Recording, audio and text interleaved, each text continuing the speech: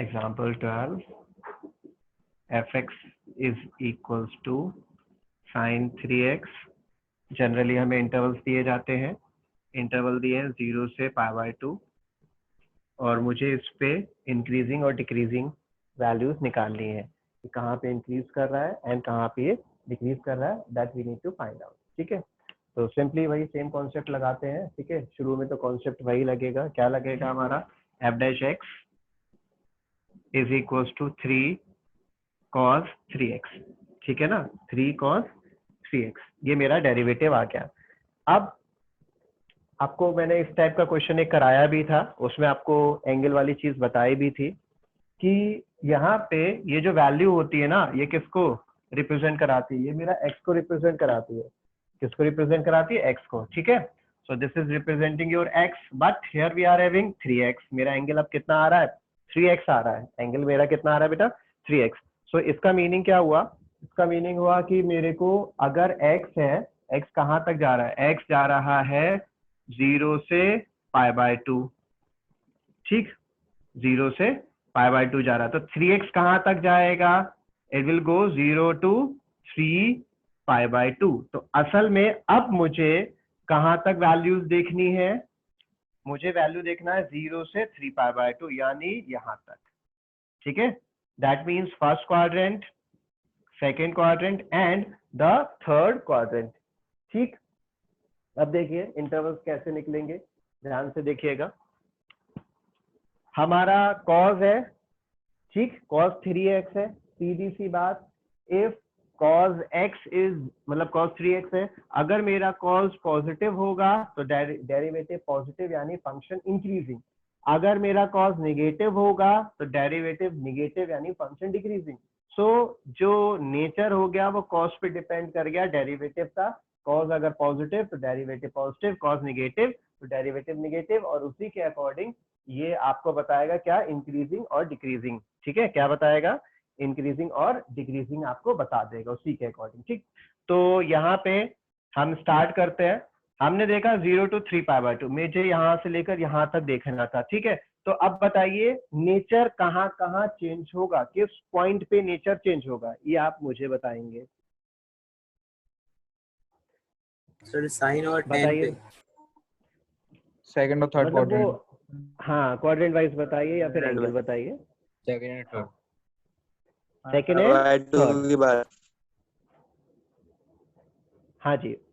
तो यहाँ आपने देखा कि भैया यहाँ से जब चलेगा तो पॉजिटिव होगा, यहाँ तक पॉजिटिव रहेगा, यहाँ पे वो चेंज कर जाएगा। तो पहला इंटरवल आप ऐसे समझो कि मैं चलो नंबर लाइन बना के बता देता हूँ। ठीक, ये मेरा 3x के लिए बता रहा हूँ, 3x बिलोंग्स टू 0 to 3 π/2। ठीक, 3x के लिए बता रहा हूँ।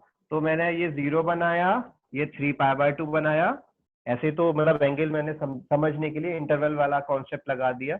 या 90 पे चेंज हो रहा है, तो पहला मेरा ब्रेकिंग आया 90 का, और दूसरा मेरा यहाँ तक कैसा रहेगा, पॉजिटिव, फिर यहाँ निगेटिव, यहाँ निगेटिव। तो इन दोनों में सेम नेचर रहेगा, यानी इसमें निगेटिव और इसमें पॉजिटिव। ऐसे ही तो है, बाकी यहाँ पे ब्रेक करने का कोई फायदा ही नहीं है, क्योंकि सेकंड और थर्ड क्वाड्रेंट में दोनों में ही कॉस कैसा होता है, नेगेटिव। आशीष कुछ कह रहा है, अच्छा क्वेश्चन कुछ भेजा है। ठीक, तो दोनों में ही कैसा होता है, हमारा नेगेटिव होता है। तो यहाँ पर मैंने कंबाइंड लिख दिया। ठीक, अब ये वैल्यूज यानी कि आपको टेबल भी बना सकते हो, टेबल से भी जा सकते हो। पहला पार्ट, दो पार्ट में कर देता हूं मैं। 3x जो है बिलोंग्स टू 0 to 3 π/2 है, क्वेश्चन है ये मेरा। ठीक, अब मेरा जो x का वैल्यू होगा वो तो हमारा यहाँ जान रहे हैं 0 to π/2 है, लेकिन हम 3x की बात करें यानी 0 to 3 π/2 देखना है। तो जो 3x है जब वो 0 से π/2 है तो उस टाइम पे आपका डेरिवेटिव पॉजिटिव आ रहा है। ठीक है, मान रहे हैं ये बात बेटा, इक्वल टू भी आ रहा है। आई बात समझ में। मैंने क्या किया, मैंने यहाँ फर्स्ट पार्ट बना दो, this is the original one. अब मैंने कहा ना इसमें ब्रेक कर रहा है, तो मेरा ये जो वैल्यू निकल के आया तो यानी 3x का वैल्यू 0 से π/2, 0 से π/2 के लिए पॉजिटिव। कौन positive? Cos positive. Cos positive का मतलब डेरिवेटिव पॉजिटिव, यानी फंक्शन कैसा आया? इंक्रीजिंग आया। फंक्शन कैसा है? इंक्रीजिंग। लेकिन मैं आंसर में 3x थोड़ी ना लिख के आऊंगा, मतलब मैं आंसर में x का वैल्यू लिखूंगा, जो इंटरवल होगा वो x का वैल्यू लिखूंगा, 3x तो नहीं लिखा जाता है। सो हेयर इट इज, हम डिफाइन कैसे कर पाएंगे? डिफाइन 3x के थ्रू कर पाएंगे, लेकिन बाद में आपको x निकालना होगा। तो यहां से अब हम x निकालते हैं, तो x आएगा कितना? 0 से लेकर कितना बेटा? π/6। ठीक है, π/6 समझ आया भाई? 3 हटाओगे या 3 से डिवाइड कराओगे तो 0/3, π/2/3, तो π/6 आएगा। ठीक, तो फंक्शन कैसा है हमारा? इंक्रीजिंग। कौन से इंटरवल के लिए? 0 to π/6। अब यही काम आपने किसके लिए करना है? दूसरे वाले के लिए, यानी π/2 से 3π/2। जो ये वैल्यू है वो 3x की वैल्यू है। 3x की वैल्यू मतलब π/2 से लेकर 3π/2 तक मेरा, अगर 3x का वैल्यू π/2 से लेकर 3π/2 तक है तो मेरा फंक्शन कैसा आ रहा है? डेरिवेटिव कैसा आ रहा है? डेरिवेटिव आ रहा है स्मॉलर देन 0, यानी कि डिक्रीजिंग। ठीक है, डेरिवेटिव कैसा आ रहा है? डिक्रीजिंग। अब मुझे आंसर x में देना है, तो यहां से x कितना आएगा? x आएगा कितना बेटा? π/6 से लेकर π/2, π/6 से लेकर π/2, और इसके लिए मेरा f' कैसा आएगा? स्मॉलर देन 0, और ये मेरा वैल्यू आएगी डिक्रीजिंग। ठीक है ना, ये वैल्यू आएगा मेरा डिक्रीजिंग। इससे नोट करो, और मैं इसको रिपीट करूंगा, एक बार फिर से बताऊंगा, क्योंकि ये बहुत इंपॉर्टेंट चीज है। अगर समझ आ गई फिर भी मैं फिर से बताऊंगा, क्योंकि ये बहुत इंपॉर्टेंट चीज है। एक बार और क्लियर होना चाहिए आप सभी को।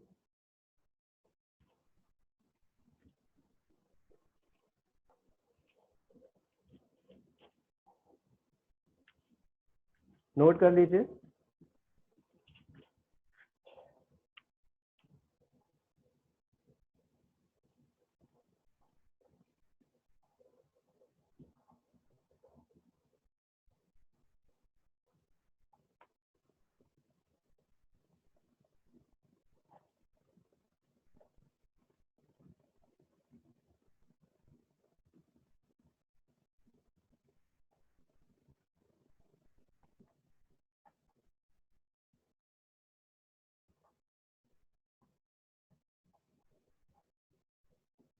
सर हम x के लिए इंटरवल निकाल रहे हैं। हाँ बेटा, आप मतलब यहाँ नहीं, आप कहीं भी अगर वैल्यू निकालते हो, मतलब जो इंटरवल्स होते हैं वो इंटरवल्स क्या डिनोट कराते हैं? आपका डोमेन डिनोट कराते हैं। डोमेन का मतलब होता है द वैल्यूज ऑफ एक्स, सिर्फ एक्स का वैल्यू डिनोट कराते हैं। चाहे पॉलिनोमियल्स हो, ठीक है, चाहे ट्रिग्नोमेट्री हो, कोई भी वैल्यू हो, जो भी आपका वेरिएबल होगा ना, मान लो अगर थीटा है तो फिर थीटा रिप्रेजेंट कराएंगे। तो जो ये डोमेन होते हैं, जो वेरिएबल्स होते हैं, उनको डिनोट कराते हैं। तो कभी भी हम आंसर 3x की फॉर्म में नहीं देंगे, हम आंसर देंगे x की फॉर्म में। लेकिन हम यहाँ समझेंगे कैसे?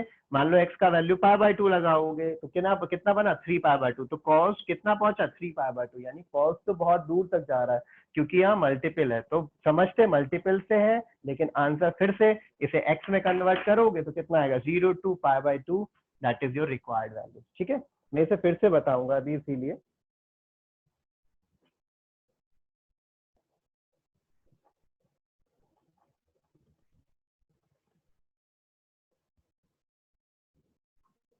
हो गया नोट बेटा? फिर से मैं बताता हूँ इस चीज को।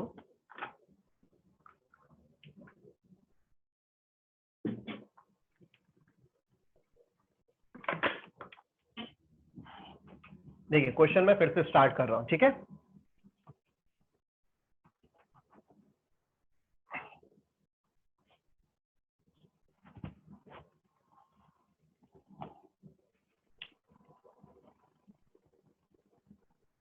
ठीक, अब देखिए, मैंने यहाँ देखा 3x, मेरा वैल्यू x का होता है, तो मैंने कहा x मेरा बिलोंग करेगा अगर 0 से π/2 के लिए।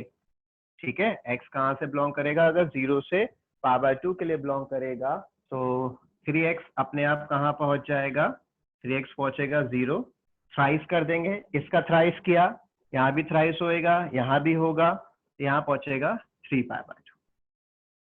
ठीक, अब हम cos की बात करते हैं तो 3 cos 3x greater than equals to 0 आया। किसके लिए आया? व्हेन 3x, आपने यहाँ क्वाड्रेंट बनाया, बिकॉज ऑफ दिस वैल्यू आपने क्वाड्रेंट बनाया और आपको पता चला क्वाड्रेंट कहाँ से कहाँ तक जा रहा है, इस सिचुएशन में जा रहा है, यहाँ से लेकर ये वैल्यू मेरी यहाँ तक आ रही है। ठीक, तो ये फर्स्ट ASTC फर्स्ट, सेकंड और थर्ड तक की ही बात है। थर्ड, तो फर्स्ट क्वाड्रेंट में cos मेरा पॉजिटिव होता है, यहाँ वैल्यू चेंज हो रहा है, तो फर्स्ट क्वाड्रेंट लिखते हैं हम इसको, कितना आएगा? Belongs to 0 to π/2। ठीक, आपने क्या किया? आपने कहा this is your cos, now the derivative depends on the value of cos। ठीक है, आपको पता ही है cos पे डिपेंड कर रहा है। अब मैंने cos में क्वाड्रेंट सिस्टम लगाया, मैंने कहा फर्स्ट क्वाड्रेंट में cos पॉजिटिव होता है, सेकंड में चेंज कर रहा है साइन, तो यानी ब्रेकिंग यहाँ पर हो रही है 90 पर, तो 0 से 90 के लिए, 0 से 90 किसके लिए? 3x के लिए जाएगा ऑब्वियसली। तो 0 से 90 के लिए हमारा जो वैल्यू है, अच्छा ये तो क्वेश्चन है, ये रहा, 0 से 90 के लिए हमारा जो cos 3x है वो कैसा होगा? ग्रेटर देन इक्वल्स टू 0 होगा, यानी मेरा फंक्शन कैसा आएगा? इंक्रीजिंग। इसी में लिख देता हूं, तो fx is increasing on 3x belongs to कितना? 0 to π/2। ठीक, या फंक्शन इज इंक्रीजिंग लिख दिया मैंने, शॉर्ट में लिख दिया। अब यही चीज यहाँ पर, यही सेम स्टेटमेंट मुझे आंसर x में चाहिए, तो x में चाहिए बिल्कुल सेम, कॉपी किया इसको। ठीक, इसको कॉपी किया, अब मुझे x में चाहिए, तो इसे मैं x में, या फिर आप यहीं लिख दो कि इसे आप x में कन्वर्ट कर रहे हो, तो x में कितना कन्वर्ट होगा? ये होगा बिलोंग्स टू 0 से लेकर कितना? π/6 हो जाएगा। समझ आया π/6 कैसे बना? यहाँ अभी मैंने 3 से मल्टीप्लाई कराया, ठीक, तो ये वैल्यू बन जाएगी। अब 3 से डिवाइड कराऊंगा इसे, तो बनेगा कितना? 0/3 π/2 इंटू 3 π/6 हो जाएगा। तो इस सिचुएशन के लिए फंक्शन मेरा कैसा आया? इंक्रीजिंग आया। ठीक, अब इसी तरीके से ये मेरा पहला पार्ट हो गया। दूसरा पार्ट, मैंने कहा भैया अब आगे बढ़ते हैं, मैं यहां तक पहुंचा, फंक्शन इंक्रीजिंग आया, बाकी दोनों में फंक्शन डिक्रीजिंग है। एज वी कैन सी इन दोनों में डिक्रीजिंग हो रहा है फंक्शन।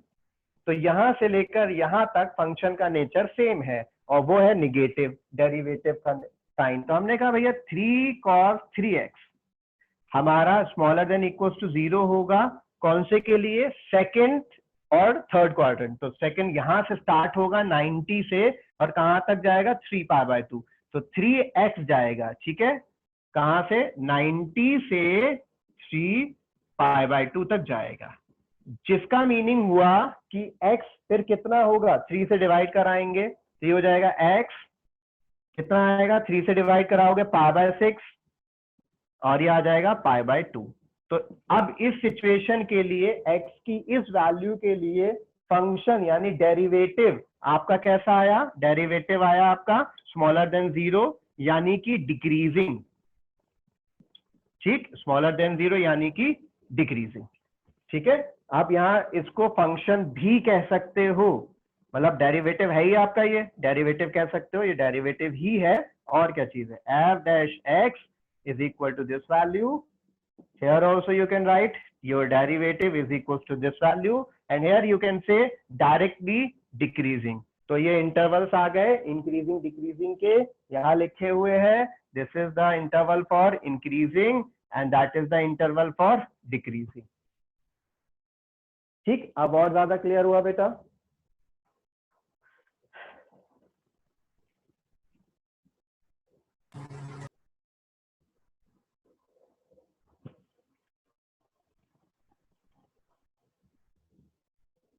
ठीक है बेटा, तो सीधे सीधे मैंने क्या करा, मतलब और एक और चीज समझ लो, कॉन्सेप्ट समझो, ये क्वेश्चन नहीं, इसका कॉन्सेप्ट समझो। यहाँ पर मल्टीपल कुछ भी हो सकता है, 2x हो सकता है, 3x है, 4x हो सकता है, 6x हो सकता है। तो वर्किंग कैसे होगी? इसी के अकॉर्डिंग जाएगी।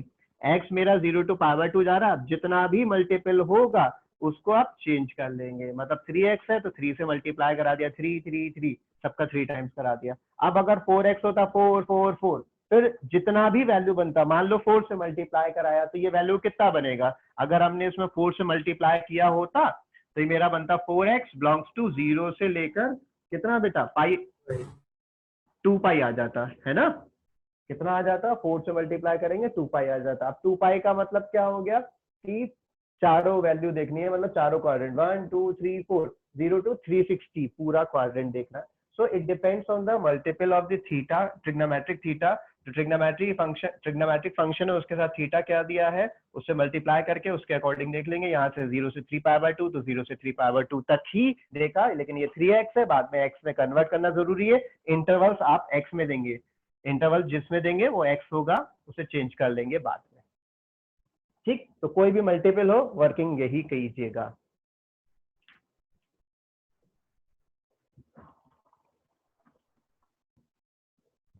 ठीक है बेटा, आगे समझ में।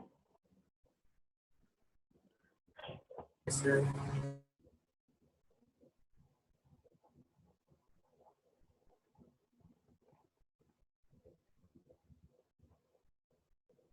Who's this? सिंह, सिर्फ सिंह लिखा हुआ है, नेम इज नॉट रिटन। कौन है बेटा ये सिंह जो नाम है, सिर्फ या तो नाम आप रीनेम कीजिए या फिर बताइए, अदरवाइज मैं आपको रिमूव कर दूंगा यहाँ से।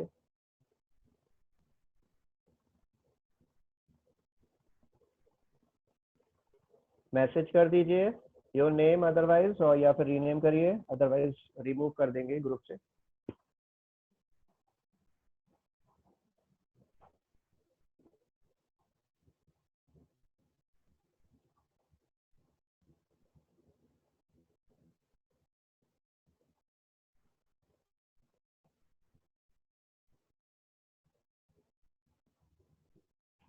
हो गया बेटा।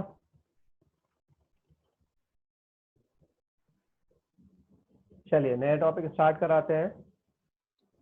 सर आपको एक क्वेश्चन भेजा मैंने। ओके, आयुष ना?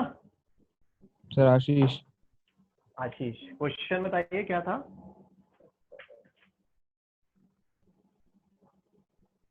क्वेश्चन बोल दो खाली, चलो देखता हूँ। हाँ, determine the values of x for which this function is increasing और डिक्रीजिंग। ठीक, मेरा x raise to the power x है। Yes sir. और इसमें मुझे इंक्रीजिंग और डिक्रीजिंग की इंटरवल्स निकालने हैं, ठीक है, इंक्रीजिंग और डिक्रीजिंग के इंटरवल्स निकालने हैं। ओके, कोई दिक्कत नहीं है।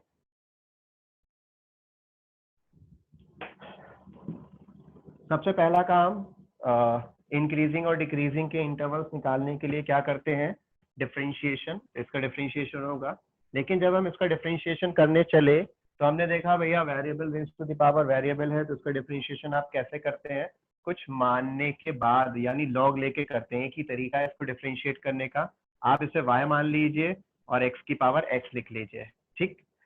y मान लिया। y क्यों माना, क्योंकि हम इसमें क्या करने जा रहे हैं, लॉग लेने जा रहे हैं। Variable raise to the power variable एक ही तरीका है, लॉग से इसका डिफरेंशिएशन होगा। लॉग लेने के लिए कुछ वैल्यू मान लेते हैं, तो y मान लिया। Now taking log on both side, ठीक, लॉग लिया हमने दोनों side, log x raise to the power x, ठीक है। यहाँ से डिफरेंशिएट करो जल्दी से, 30 seconds to differentiate this value.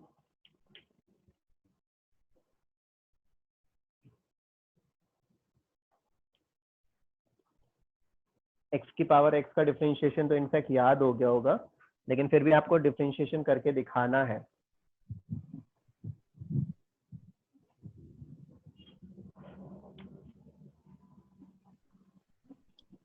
कितना, log y का करेंगे 1/y, फिर y का करेंगे dy/dx, ठीक। एक स्टेप रह गया इसमें, x log x लिखा जाता है पहले, फिर डिफरेंशिएट होता है।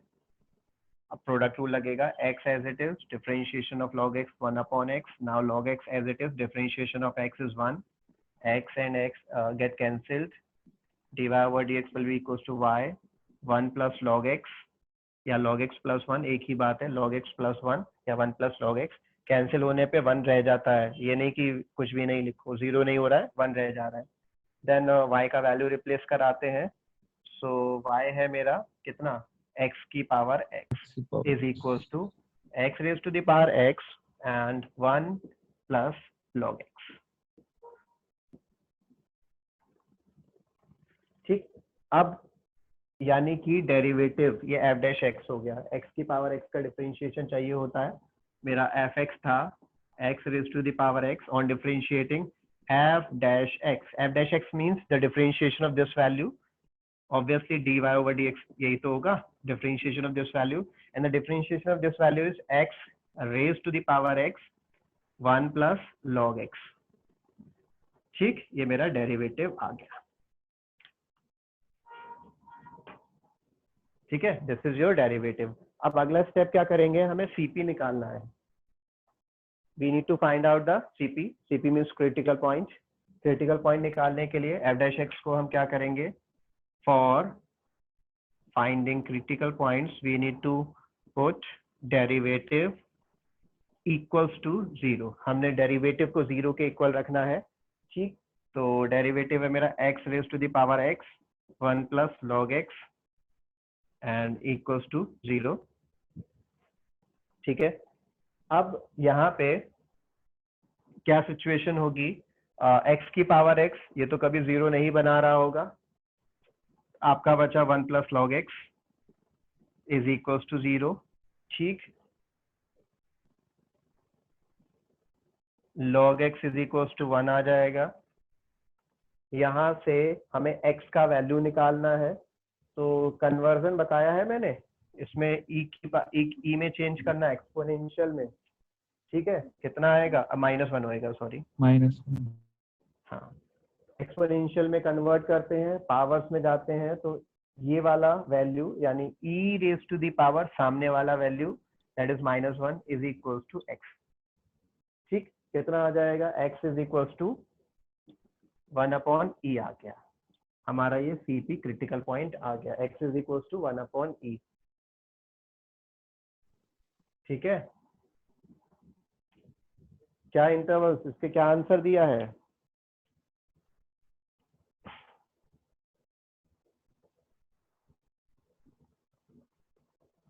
और रियल नंबर। हाँ ठीक, अब क्रिटिकल पॉइंट आ गया, तो मतलब ये मेरा x का वैल्यू है, तो x का वैल्यू अगर मैं देखूंगा, किधर दिख रहा है, इधर जगह है, x का वैल्यू अगर मैं देखूंगा तो ये नंबर लाइन पे ऐसे ही तो जाएगा बेटा, क्योंकि यहाँ पे जो x है वो ट्रिग्नोमेट्री में तो है नहीं, मीन्स सीधे x की पावर x, तो ये हमारा क्या होगा, नंबर लाइन पे रियल नंबर की तरह प्लॉट करेगा, तो यहाँ पर मेरा x e की 1/e, तो सीधे सीधे 1/e हो गया, कितना हो गया, 1/e। ये इंटरवल्स बन गए, इसमें इंक्रीजिंग डिक्रीजिंग निकाल लिया जाएगा अकॉर्डिंग टू योर फंक्शन, यहाँ से हमारा इंक्रीजिंग डिक्रीजिंग आ जाएगा। दूसरी चीज एक और, जैसे कि यहाँ e आया, हो सकता है कभी कोई वैल्यू आ जाए, मान लो, वैसे तो वैल्यू आएगी ही नहीं क्योंकि हमारा यहाँ पे लॉग है, लॉग हम e ही लेते हैं तो e ही आएगा। तो सपोज अगर कोई मेरा वैल्यू आता तो यहाँ पे वो वैल्यू आ जाती, मान लो 10 है तो 10 की पावर -1 यानी कि 1/10 आ जाता, तो मीन्स यहाँ कोई ना कोई वैल्यू ही बनती है, अगर मतलब दूसरी चीज, लेकिन वैल्यू बनेगी नहीं क्योंकि हम हमेशा लॉग कैसा लेते हैं, बेस ई के साथ ही लेते हैं, मैथ्स में हमेशा बेस ई ही रहेगा। सर ये ई क्या होता है? एक्सपोनेंशियल वैल्यूज होती हैं, ठीक है, इनका एक एक्सपेंशन होता है अलग, सिलेबस में है नहीं है हमारे, वैसे एक्सपेंशन होता है इसका, e की पावर x का फॉर्मूला होता है 1 plus x upon 1 factorial plus x square upon 2 factorial plus 3 upon x cube upon 3 factorial and so on, इस तरीके से वैल्यू होती है।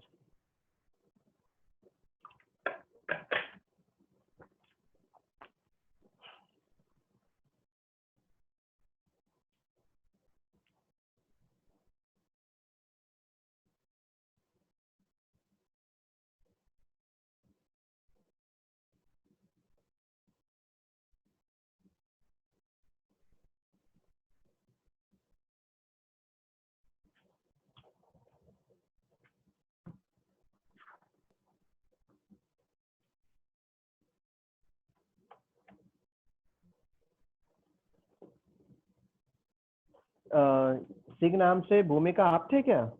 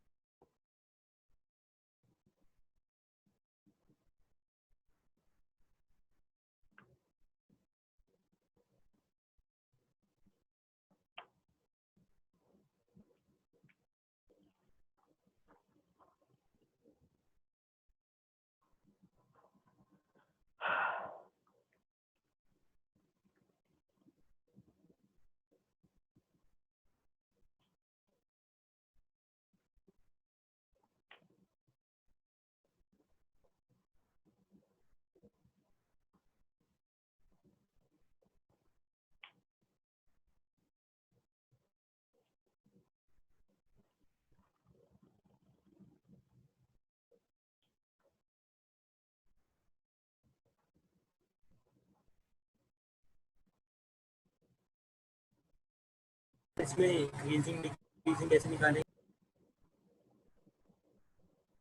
अरे इंक्रीजिंग डिक्रीजिंग के लिए आपका जो वैल्यू है, मतलब ये एक्स का वैल्यू होगा, इंटरवल बना के कर देंगे। जैसे पहला इंटरवल आया हमारा 1/e से लेकर इन्फिनिटी, ठीक है। तो ये वैल्यू मतलब कोई भी अच्छा वैल्यू नहीं आ रही है समझ में, ठीक है। 1/e का वैल्यू नहीं पता, कोई नहीं। यहाँ पे क्या होगा, मतलब आपको खुद ही लिखना पड़ेगा। एक्चुअली ये मेरा वैल्यू है, मतलब ये डेरिवेटिव है। जनरली क्या करते हैं, डेरिवेटिव का साइन मुझे चेक करना होता है, ठीक है। डेरिवेटिव का साइन चेक करना होता है, और डेरिवेटिव का जो साइन है क्या होगा, 1 प्लस लॉग एक्स। इसे मुझे पता करना है कि भैया पॉजिटिव कब होगा, नेगेटिव, इस दो इंटरवल के बीच में, ठीक है। अच्छा, एक और चीज, इनफैक्ट दो चीजें हैं। पहली चीज, लॉग के साथ में कभी भी नेगेटिव वैल्यू नहीं होती है, ठीक है। इस चीज का ध्यान रखना। लॉग के साथ में हमारा यहाँ पे उन्होंने मतलब जो ये जो x होता है ना, ये x का बात कर रहे हैं, तो ये हमेशा पॉजिटिव रहता है। ये हमेशा कैसा रहता है, पॉजिटिव। लॉग इज मतलब इसके साथ कभी नेगेटिव वैल्यू नहीं होती है। Log is not defined for any negative value, हमेशा पॉजिटिव होगी। दूसरी चीज, ये चीज क्वेश्चन में भी दी है, देखो यहाँ लिखा है। उन्हें पता था पहले से लॉग में वैल्यू बनेगा, तो उन्होंने ये चीज क्वेश्चन में भी दिया है कि x जो है वो ग्रेटर देन 0 होगा। जस्ट लाइक लॉग x का डिफरेंशिएशन कितना होता है बताओ? 1/x 1/x। इंटीग्रेशन पढ़ा है, थोड़ा थोड़ा पढ़ा होगा, फिजिक्स वगैरह में थोड़ा सा इंटीग्रेशन पढ़ा होगा। रिवर्स होता है। तो 1/x का इंटीग्रेशन क्या होना चाहिए? log x। log x, लेकिन उसको हम लिखते हैं log mod x बेटा, log mod x, ठीक है ना। mod x क्यों लिखते हैं? क्योंकि हमने mod लगा दिया, हमने कहा हम log x, log mod x हम लिख रहे हैं, या हमने लिखा है, तो हम क्या करते हैं, mod लगा देते हैं। mod लगाना इसलिए जरूरी है क्योंकि mod क्या रिप्रेजेंट करा रहा है, पॉजिटिव वैल्यू। जो भी x का वैल्यू है बस पॉजिटिव होना चाहिए। और जब यहाँ पर क्वेश्चन में log x लिखा है, तो जनरली log x का मतलब यहाँ पे क्या हुआ कि क्वेश्चन में दिया था, तो उन्होंने उसको इमेजिन कराया हुआ है कि वो पॉजिटिव। कहने का मतलब ये x हमेशा log के साथ हमेशा पॉजिटिव रहता है, ठीक है, चाहे कहीं भी लिखा हो। जस्ट लाइक 1/x क्वेश्चन में डिफाइंड होता है। जब क्वेश्चन में 1/x लिखा होता है, तो जनरली लिखा होता है कि x 0 नहीं होना चाहिए। इसी तरीके से अगर log x वाले क्वेश्चंस होते हैं, तो जनरली लिखा होता है x इज ग्रेटर देन 0, या तो लिखा होगा, नहीं तो आप खुद मान लेंगे। तो यहाँ पे लिखा हुआ भी है, log भी दिया है, तो हमारा इसका वैल्यू, x का वैल्यू नेगेटिव नहीं हो सकता।